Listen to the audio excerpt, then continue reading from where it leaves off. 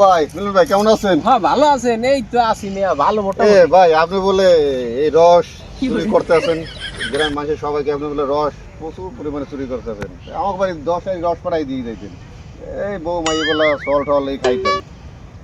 আরে রস দিমু হন মিয়া 10 হারি মিয়া, তাই রস লাগলে 50 হারি দিমু। হুম। এই যে এত রস ইয়ে খাইবে কেডা? এলাকার পোলাপান একটু রস মিটে খাওয়ানি লাগে, ওরা তো মনে করেন হেই কটুরি সনের রস দেখছে, ওরা তো রস চেনেই না।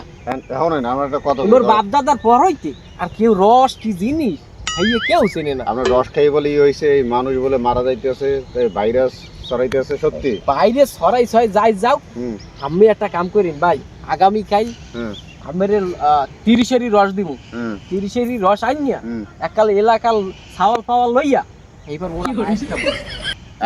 এমনকি জাল দিয়ে খাইবেন নাকি কাঁচা খেলে কি সমস্যা আছে, না জাল দিয়ে খাইতে হইবে? মোরা কাঁচা কাঁচা খাবো কেন, আমরা জাল দিয়ে এককালে রাত্রির যদি 12টার সময় নামাই হুম। পায়েস হইবে একটা লাল টকটকিয়া। আচ্ছা ঠিক আছে, তাহলে আইন লইয়ে রস টস লইয়েন। এই লন তো লন, এই আমার ঘর কিন্তু এই দেখি দিন। এই আমার বাসা। হ্যাঁ হ্যাঁ হ্যাঁ ও এই যে আমার বাসা না। হ্যাঁ হ্যাঁ হ্যাঁ।